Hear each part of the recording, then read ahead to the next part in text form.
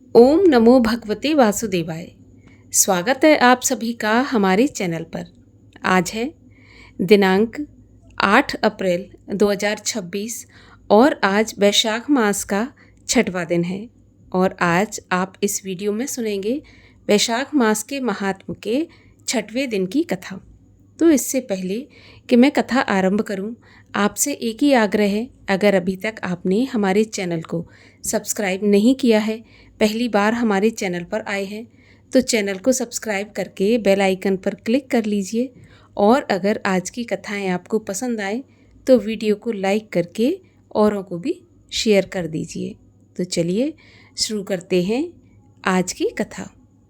नारद जी बोले, हे राजन, वैशाख महीने में मार्ग में चलने से व्याकुल और प्यास से मनुष्यों को जो जलदान नहीं करते वे पक्षी की योनि पाते हैं। उदाहरण के लिए हम ब्राह्मण और घर की छिपकली का एक प्राचीन इतिहास सुनाते हैं, सो ध्यानपूर्वक सुनो। ये परम अद्भुत संवाद है। प्राचीन काल में इक्ष्वाकु के वंश में हेमांग नामक एक राजा हुआ। वह ब्राह्मणों का भक्त, अनिंदक, जितशत्रु और जितेंद्रिय था। पृथ्वी में जितने बालू के कण, समुद्र में जितने जल के बिंदु हैं और आकाश में जितने तारागण हैं, उतनी ही गऊ उस राजा ने दान की। उसने बहुत से यज्ञ किए। उन यज्ञों की कुशाओं से पृथ्वी पर कुशा ही कुशा दिखाई देने लगी तथा गऊ, भूमि, तिल और स्वर्ण दान से बहुत से ब्राह्मणों को प्रसन्न किया। कोई ऐसा दान नहीं जो उसने नहीं किया हो। परंतु हे राजन, सुख की इच्छा करने वाले उस राजा ने एक जल दान नहीं किया था। ब्रह्मपुत्र महात्मा वशिष्ठ जी ने उसे ज्ञान भी कराया कि जलदान करो, परंतु उसने दुर्बुद्धि और हेतुवाद से कहा कि जल तो बिना मूल्य के ही मिल जाता है, इसे दान करने से दान करने वाले को क्या फल मिलेगा। ऐसी अनेक बातें कहीं और ब्राह्मण को जल का दान नहीं किया और कहने लगा कि अलभ्य वस्तु दान करने से पुण्य मिलता है और यही ठीक भी है। वह राजा लूले, लंगड़े, दरिद्री और जीविकाहीन ब्राह्मणों की सेवा तो करता था, परंतु वेद पाठी, तत्वज्ञानी और ब्रह्मवादियों की पूजा नहीं करता था। वह राजा कहा करता था कि विख्यात ब्राह्मणों की पूजा सेवा तो सब लोग करते हैं, परंतु अनाथ, बिना पढ़े लिखे, लूले, लंगड़े ब्राह्मण और दरिद्रियों की बड़ी दुर्गति है। अतएव ऐसे ही लोग मेरी दया के पात्र हैं। इस प्रकार वह दुर्बुद्धि कुपात्रों को दान देता रहा। इस महादोष के कारण 3 जन्म तक उसे चातक की योनि मिली। फिर 1 जन्म गिद्ध बना और 7 जन्म तक कुत्ते की योनि में रहा।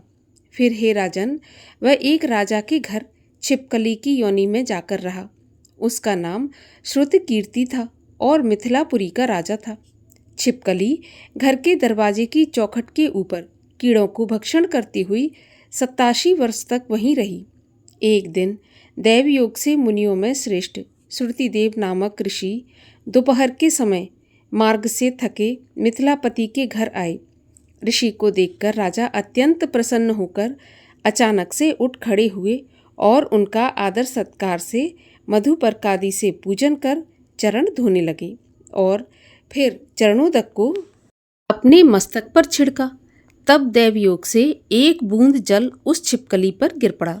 जल की बूंद पड़ते ही उसे ज्ञान हो गया और नाना योनियों में दुखों से दुखित हो ब्राह्मण देवता से हाय हाय करके कहने लगी कि हे ब्राह्मण, मेरी रक्षा करो। एक छिपकली का ऐसा शब्द सुनकर ब्राह्मण को बड़ा आश्चर्य हुआ और वह कहने लगा, हे गोधा, तू कहाँ है और क्यों विलाप कर रही है? तेरी ये दशा कैसे हुई? तू देवता है कि पुरुष है, या कोई राजा है अथवा ब्राह्मण है? हे महाभाग, तू कौन है ये मुझे बता, मैं आज ही तेरा उद्धार करूँगा। महर्षि की ऐसी बात सुनकर वह राजा महामतिमान श्रुति देव जी से कहने लगा कि हे ब्राह्मण, मेरा जन्म इक्ष्वाकु कुल में हुआ था और मैं वेद शास्त्रों का पूर्ण ज्ञाता था। पृथ्वी में जितने रज के कण हैं, जितने जल के बिंदु सागर में हैं, जितने आकाश में तारागण हैं, उतनी ही गौएं मैंने दान की। मैंने सभी यज्ञ किए, वापी, कूप और तालाब बनवाए अनेकों दान किए और धर्मपूर्वक राज्य भी किया, तो भी मेरी ऐसी दुर्गति हुई और मुझे स्वर्ग नहीं मिला। 3 जन्म तक मुझे चातक योनि मिली और 1 जन्म में गिद्ध हुआ। फिर 7 जन्म तक कुत्ते की योनि पाई और अभी ये राजा आपके चरणोदक को छिड़क रहा था, तब एक बूंद उछलकर मेरे ऊपर आ पड़ी। उसी के पड़ने से मुझे पूर्व जन्म का स्मरण हो आया और मेरे सभी पाप दूर हो गए। हे ब्राह्मण, 28 जन्म तक मुझे छिपकली की योनि भोगनी पड़ी। तरह तरह की दैवीय सृष्टि दिखाई देती है, अतः अब मैं इन जन्मों से डरता हूँ। हे ब्राह्मण, मेरी ये दशा कैसे हुई है, ये विस्तार से कहिए। ऐसा सुनकर ब्राह्मण ने ज्ञान चक्षु द्वारा सब वृत्तांत जान लिया और कहने लगे, राजन, मैं तेरी इस बुरी योनि का कारण बताता हूँ, सो चित्त लगाकर सुन। तूने माधव भगवान के प्यारे वैशाख मास में जल का दान नहीं किया। तूने जल को सुलभ समझकर ये निश्चय कर लिया कि ये बिना मूल्य का है, अतः मार्ग में चलने वाले और धूप से पीड़ित ब्राह्मणों को जल का दान नहीं किया। साथ ही सुपात्रों को छोड़कर तूने कुपात्रों को दान दिया। जलती हुई अग्नि को छोड़ क्या कोई राख में भी हवन करता है? प्रायः बताए हुए सुगंध आदि से युक्त कांटेदार वृक्षों का कोई भी पूजन नहीं करता। सब वृक्षों में पीपल की ही पूजा होती है। तुलसी को छोड़कर कटेरी का पूजन क्यों नहीं किया जाता? पूज्यता के विषय में अनाथ की आवश्यकता नहीं है। लूले लंगड़े केवल दया के पात्र हैं, पूजा के पात्र नहीं हैं। तपस्वी, ज्ञानी, वेद आदि शास्त्रों के ज्ञाता ये विष्णु भगवान के स्वरूप हैं, अतएव ये सदा पूजनीय हैं। इनमें भी ज्ञानी ब्राह्मण सदैव ही विष्णु भगवान को अत्यंत प्यारे हैं। इसी कारण से ज्ञानी ही सदा पूज्यों में भी अधिक पूज्यतम है और साधु महात्माओं की अवज्ञा इस लोक और परलोक दोनों में दुखदायी है। महापुरुषों की सेवा ही धर्म, अर्थ, मोक्ष का कारण है।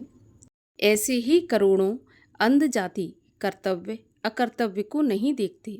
ऐसे मंद आश्रम के लोगों की संगत से कुछ नहीं मिलता है। वैसे ही जलमय तीर्थ और मिट्टी अथवा पत्थर के बने देवताओं से भी तत्काल कुछ लाभ नहीं होता है। ये तो बहुत काल में पवित्र करते हैं, परंतु साधु महात्मा दर्शन से ही पवित्र कर देते हैं। साधु सेवा से कोई सुशिक्षित पुरुष दुखी नहीं होता। जैसे अमृत पान करने से जन्म मरण वृद्धावस्था आदि दुख नहीं देते। तूने जल का दान नहीं किया, न साधुओं की सेवा की। हे इक्ष्वाकु नंदन, इसी से तेरी यह दुर्गति हुई है। वैशाख में जो मैंने पुण्य किया है वह तेरी शांति के लिए तुझे दूंगा। इसके प्रताप से भूत, भविष्य और वर्तमान कर्मों के संस्कार दूर हो जाएंगे। ऐसा कह जल स्पर्श कर सर्वोत्तम पुण्य का फल दे दिया।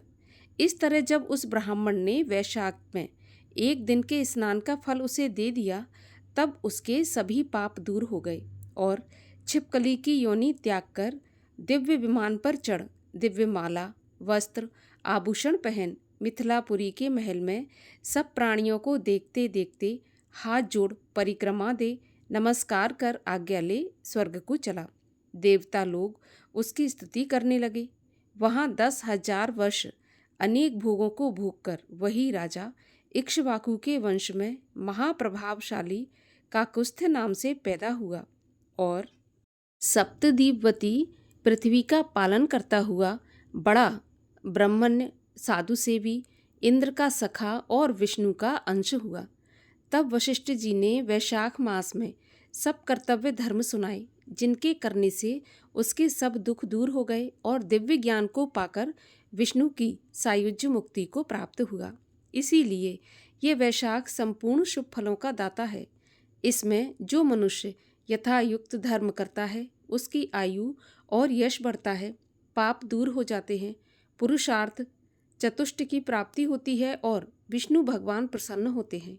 अतएव ब्राह्मण, क्षत्रिय, शूद्र, वैश्य ये चारों वर्ण, ब्रह्मचारी, गृहस्थ, वानप्रस्थ और सन्यास चारों आश्रम वाले मनुष्यों को वैशाख मास के कहे हुए कर्म अवश्य करने चाहिए। यहाँ पर 6वें अध्याय की कथा का समापन होता है। एक बार भगवान श्री कृष्ण हस्तिनापुर से दुर्योधन के यज्ञ से निवृत्त होकर द्वारका लौटे थे। यदुकुल की लक्ष्मी उस समय इंद्री लक्ष्मी को भी मात कर रही थी। सागर के मध्य स्थित द्वारकापुरी की छटा अमरावती की शोभा को भी तिरस्कृत कर रही थी। इंद्र इससे मन ही मन लज्जित तथा अपनी राज्य लक्ष्मी से द्वेष सा करने लग गए थे। ऋषिकेश नंदन नंदन की अद्भुत राज्यश्री की बात सुनकर उसे देखने के लिए उसी समय बहुत से राजा द्वारिका पधारे। इनमें कौरव पांडवों के साथ पांड्य, चोल, कलिंग, ब्रह्मीक, द्रविड़, खश आदि अनेक देशों के राजा महाराजा भी सम्मिलित थे। इन सभी राजा महाराजाओं के साथ भगवान श्री कृष्ण सुधर्मा सभा में स्वर्ण सिंहासन पर विराजमान थे। अन्य राजा महाराजागण भी चित्र विचित्र आसनों पर यथा स्थान चारों ओर से उन्हें घेरे बैठे थे। उस समय वहाँ की शोभा बड़ी विलक्षण थी। ऐसा लगता था मानो देवताओं तथा असुरों के बीच साक्षात प्रजापति ब्रह्मा जी विराज रहे हों। इसी समय मेघनाद के समान तीव्र वायु का नाद हुआ और बड़े जोरों की हवा चली। ऐसा लगता था कि अब भारी वर्षा होगी और दुर्दिन सा दिखने लग गया। पर लोगों को बड़ा आश्चर्य हुआ, जबकि इस तुमुल दुर्दिन का भेदन करके उसमें से साक्षात देवऋषि नारद निकल पड़े। वे ठीक अग्निशिखा के समान नरेंद्रों के बीच सीधे उतर पड़े। नारद जी के पृथ्वी पर उतरते ही वह वायु, मेघ आदि का आडंबर समाप्त हो गया। समुद्र के समान नृपमंडली के बीच उतरकर देवऋषि ने सिंहासन आसीन श्री कृष्ण की ओर मुख करके कहा कि हे पुरुषोत्तम, देवताओं के बीच आप ही परम आश्चर्य तथा धन्य हैं। इसे सुनकर प्रभु बोले, हाँ, मैं दक्षिणाओं के साथ आश्चर्य और धन्य हूँ। इस पर देवऋषि ने कहा, प्रभु, मेरी बात का उत्तर मिल गया, अब मैं चला।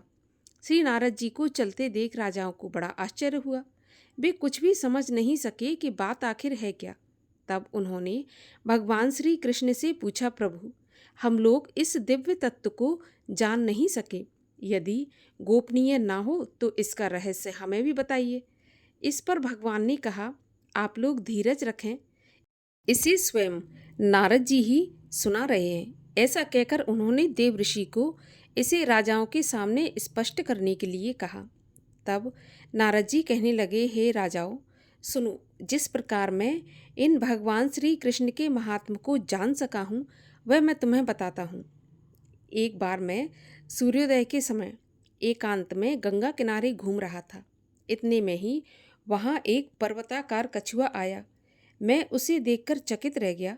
मैंने उसे हाथ से स्पर्श करते हुए कहा, हे कूर्म, तुम्हारा शरीर परम आश्चर्यमय है। वस्तुतः तुम धन्य हो, क्योंकि तुम निशंक और निश्चिंत होकर इस गंगा में सर्वत्र विचरते हो। फिर तुमसे अधिक धन्य और कौन होगा। मेरी बात पूरी नहीं हुई थी कि बिना ही कुछ सोचे वह कछुआ बोल उठा, हे मुनिवर, भला मुझ में आश्चर्य क्या है। प्रभु, मैं धन्य भी कैसे हो सकता हूँ। धन्य तो ये देवी गंगा है, जो मुझ जैसे हजारों कछुए और मगर और कई प्रकार के जीव जंतुओं की शरणदायिनी है। मेरे जैसे असंख्य जीव इसमें भरे हैं और इसमें विचरते भी हैं। भला इनसे अधिक आश्चर्य और धन्य और कौन है। नारद जी ने कहा, राजाओं, कछुए की बात सुनकर मुझे बड़ा कौतूहल हुआ और मैं गंगा देवी के सामने जाकर बोला, हे गंगे, तुम धन्य हो, क्योंकि तुम तपस्वियों के आश्रमों की रक्षा करती हो, समुद्र में मिलती हो, विशाल काय श्वेपादों से सुशोभित हो और सभी आश्चर्यों से विभूषित हो। इस पर गंगा मैया बोल उठी, नहीं नहीं देवऋषि, कलह प्रिय नारद, मैं क्या आश्चर्य विभूषित हूँ या धन्य हूँ। इस लोक में सर्व आश्चर्य कर परम धन्य तो समुद्र है, जिसमें मुझ जैसी सैकड़ों बड़ी बड़ी नदियाँ मिलती हैं। इस पर मैंने जब समुद्र के पास जाकर उसकी ऐसी प्रशंसा की तो वह जल तल को फाड़ता हुआ ऊपर उठा और बोला, मुनिवर, मैं कोई धन्य वन्य नहीं हूँ। धन्य तो है ये वसुंधरा, जिसने मुझ जैसे कई समुद्रों को धारण कर रखा है, और वस्तुतः सभी आश्चर्यों की निवास भूमि भी ये धरा है। समुद्र के ऐसे वचनों को सुनकर मैंने पृथ्वी देवी से कहा, हे देहधारियों की योनि पृथ्वी, तुम धन्य हो। हे शोभने, तुम समस्त आश्चर्यों की निवास भूमि हो। इस पर वसुंधरा चमक उठी और बड़ी तेजी से बोली, अरे नारद, मैं धन्य वन्य कुछ नहीं हूँ।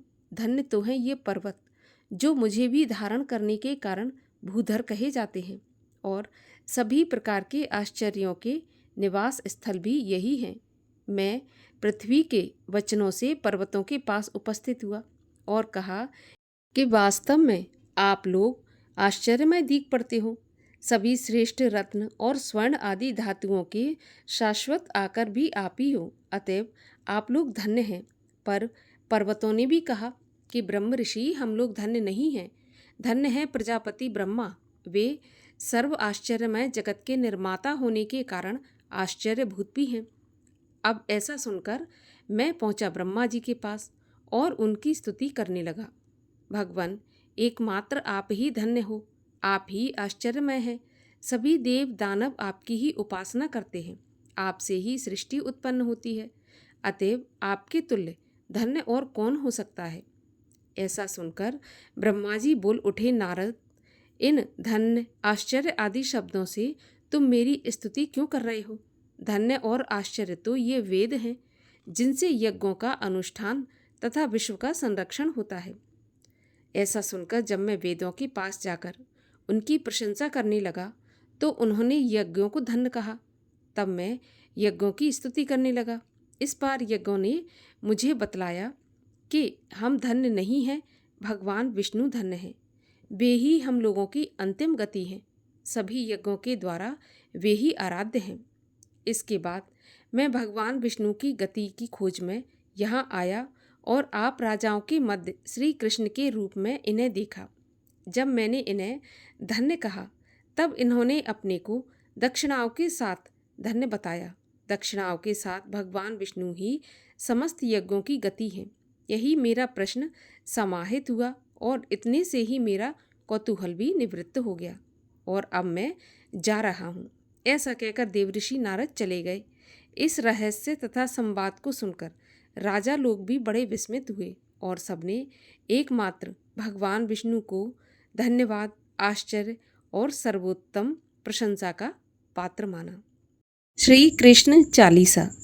वंशी शोभित कर मधुर, नील जलद तन श्याम, अरुण अधर जन बिंब फल, नयन कमल अभिराम, पूर्ण इंद्र अरविंद मुख, पीतांबर शुभ साज, जय मनमोहन मदन छवि, कृष्ण चंद्र महाराज। जय यदुनंदन जय जगवंदन, जय वसुदेव देव की नंदन, जय यशोदा सुत नंद दुलारे, जय प्रभु भक्तन के दृग तारे, जय नट नागर नाग नथैया, कृष्ण कन्हैया धेनु चरैया, पुनि नख पर प्रभु गिरवर धारो, आओ दीनन कष्ट निवारो, वंशी मधुर अधर धरि टेरी, होवे पूर्ण विनय यह मेरी, आओ हर पुनि माखन चाखो, आज लाज भारत की राखो,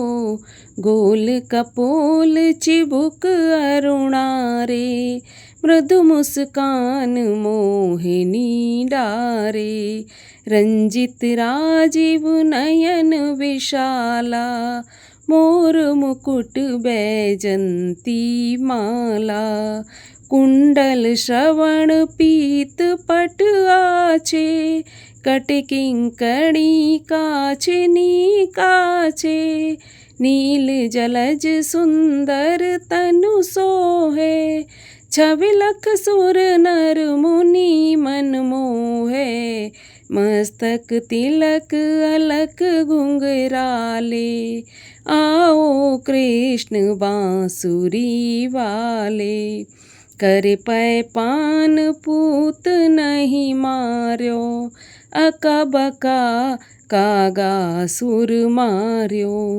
मधुवन जलत अगिन जब ज्वाला, भय शीतल लखी तहि नंद लाला। सुरपति जब ब्रज चढ़ो रिसाई, मूसर धार बारी बरसाई। लगत लगत ब्रज चहन बहायो, गोवर्धन नख धार बचायो। लख यशुदामन भ्रम अधिकाई, मुख मह 14 भुवन दिखाई। दुष्ट कंस अति उधम मचायो, कोटि कमल जब फूल मंगायो। नाथ काल यही तब तुम लीने, चरण चिन्ह दय निर्भय कीने। करी गोपिन संग रास बिलासा, सबकी पूरन करी अभिलाषा। केतिक महा असुर संघार्यो, कंसहि केस पकड़ दे मार्यो। मात पिता की बंदी छुड़ाई, उग्रसेन तहें राज दिलाई। महिषे मृतक छयो सुत लायो, मातु देव की शोक मिटायो। भौमासुर मुर दैत्य संहारी, लाए 10 सहस कुमारी। दे भीमहि तृण चीर संघारा, जरासेंधु राक्षस कह मारा। असुर बकासुर आदिक मार्यो, भक्तन के तब कष्ट निवार्यो। दीन सुदामा के दुख टार्यो, तंदुल 3 मूठ मुख डार्यो। प्रेम के साग विदुर घर मांगे, दुर्योधन के मेवा त्यागे। लखी प्रेम की महिमा भारी, ऐसे श्याम दीन हितकारी। मारथ के पारथ रथ हाके, लिए चक्र कर नहीं बल थाके। निज गीता के ज्ञान सुनाए, भक्तन हृदय सुधा वर्षाए। मीरा थी ऐसी मत वाली, विष पी गई बजा कर ताली। राणा भेजा सांप पिटारी, शालग्राम बने बनवारी। निज माया तुम विधि दिखायो, उरते संशय सकल मिटायो। तब शत निंदा करी तत्काला, जीवन मुक्त भयो शिशुपाला। जबहि द्रौपदी टेर लगाई, दीनानाथ लाज अब जाई। तुरतहि वसन बने नंदलाला, बड़े चीर भय अरु मुँह काला। अस अनाथ के नाथ कन्हैया, डूबत भंवर बचावत नैया। सुंदर दास आस उर धारी, दया दृष्टि की जय बनवारी।